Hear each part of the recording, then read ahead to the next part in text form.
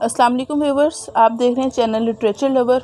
और आज हम बात करेंगे preface to the lyrical ballad written by William Wordsworth के विलियम वर्ड्सवर्थ जो थे उन्होंने इस ऐसे के बारे में क्या कहा और उनका मकसद क्या था इस ऐसे को लिखने का। तो स्टार्ट करते हैं हम अपना preface to the lyrical ballad. ये एक ऐसे है जो कि रोमांटिक पीरियड में लिखा गया था और रोमांटिक पीरियड का सबसे अहम वर्क है ये। वर्ड्सवर्थ कहते हैं कि 1798 में पोएम्स की जो फर्स्ट बुक पब्लिश हुई थी जिसे हम लिरिकल बैलेड से जानते हैं, वो मेरा एक एक्सपेरिमेंट था।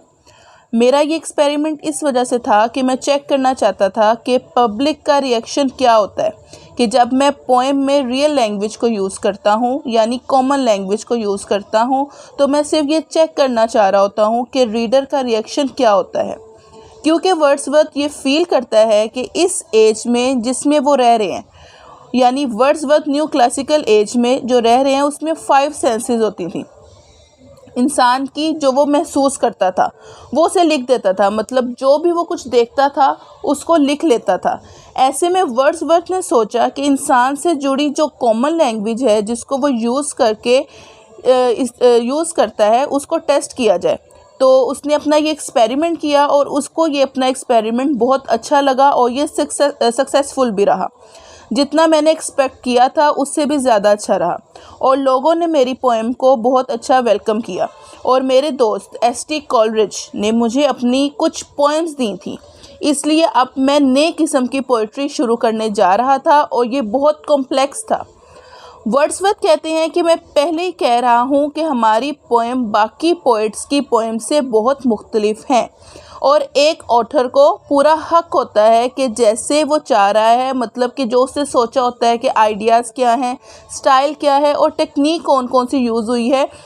और वर्ड्सवर्थ कहता है कि हमें भी ये पता है कि हर एज में पोइट्री जो होती है उसकी अलग अलग टाइप्स निकल आती हैं, मतलब कि जो हर एज का पोइट होता है उसकी अलग अलग अपनी थ्योरी होती है पोइट्री लिखने की, और लोगों ने भी अलग अलग तरीके से उन्हें एक्सेप्ट करना होता है। इसलिए वर्ड्सवर्थ कहता है कि हर राइटर को पूरा हक होता है कि वो हर अपने आइडियाज़, अपने स्टाइल, अपनी टेक्निक के बारे में जैसे वो चाहता है उसको यूज़ कर सके और वैसे पोइट्री को लिख सके।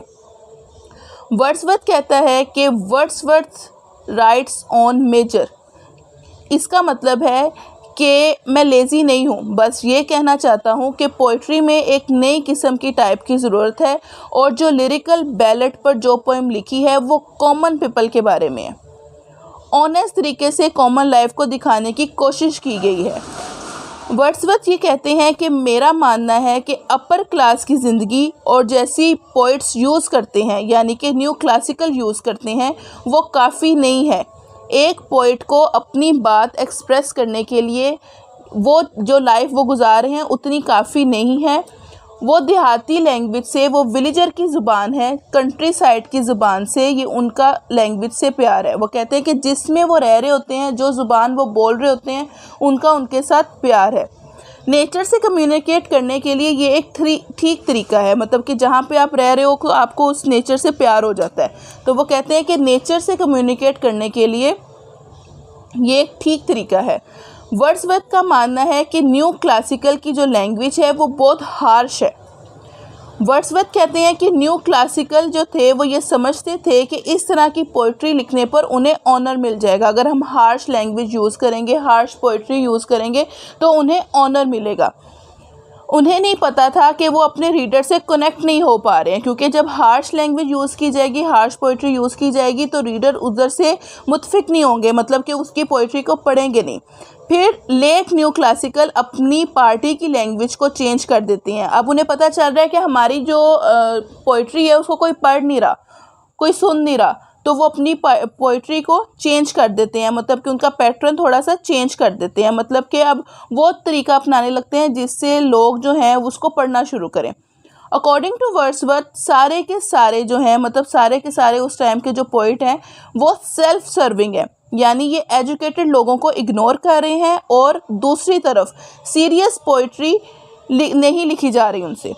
डीपली नहीं सोचते। वर्ड्सवर्थ कहते हैं कि मेरी जो पोएम्स हैं वो किसी पर्पस के लिए नहीं है, बल्कि मुझे उन पे फ़ख्र है। मैं जो भी पोएम लिखता हूँ लोग उसको एक्सेप्ट करते हैं।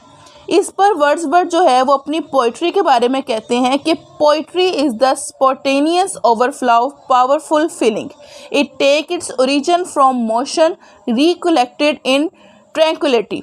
वर्ड्सवर्थ कहते हैं कि किसी भी टॉपिक पर लिखने से पहले उस टॉपिक को पहले डीपली समझा जाए, फिर उस पर डीपली सोचा जाए, इमोशन लेके आने चाहिए, फिर उसके बाद जाकर पोइट्री जो लिखी जाए फिर एक बेटर पोइट्री बनती है।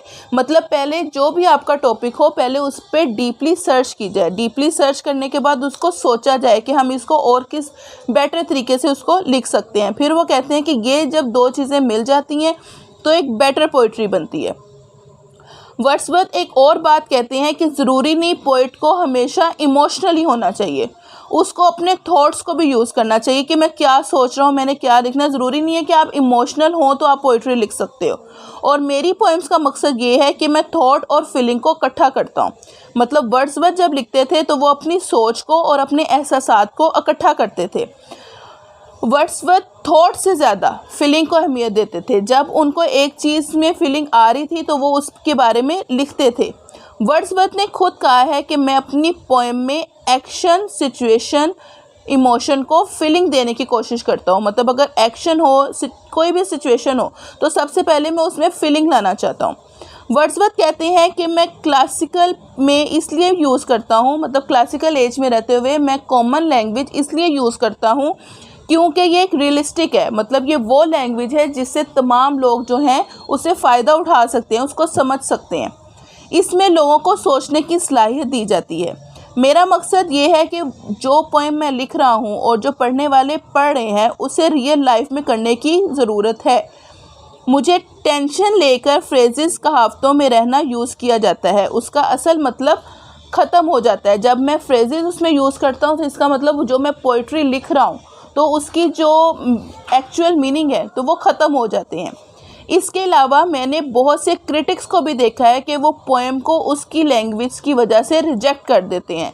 रिजेक्ट क्यों कर देते हैं? क्योंकि उनको वो कहते हैं कि जैसे हमने लिखा है ना वैसे वो लोग, जैसे हम बता रहे हैं वैसे वो लोग लिखें। लेकिन वर्ड्सवर्थ कहते हैं कि कॉमन लैंग्वेज में लिखते हुए रियलिस्टिक तरीके से लिखा जाए ताकि लोगों को एक ऐसे जो है एक पोएम जो है वो अच्छी तरह समझ आ जाए कि वो कहना क्या चाह रहे हैं, उनके लिखने का मकसद क्या है। ये तमाम चीज़ें जो थी वो वर्ड्सवर्थ ने अपने ऐसे preface to the lyrical ballad में बताई हैं कि कैसे हमें पोइट्री लिखनी चाहिए और इसमें हमें क्या क्या काम करने चाहिए। ये हमारा छोटा सा लेक्चर था इस पर। अगर आपको हमारी वीडियो पसंद आई है तो इस पर सब्सक्राइब करें और साथ में हमारा एक बेल आइकन है उसको भी प्रेस करें ताकि नेक्स्ट जो हमारे पास वीडियोज़ आएंगी हम बनाएंगे तो वो आपकी नोटिफिकेशन आपको आ जाए। Thank you.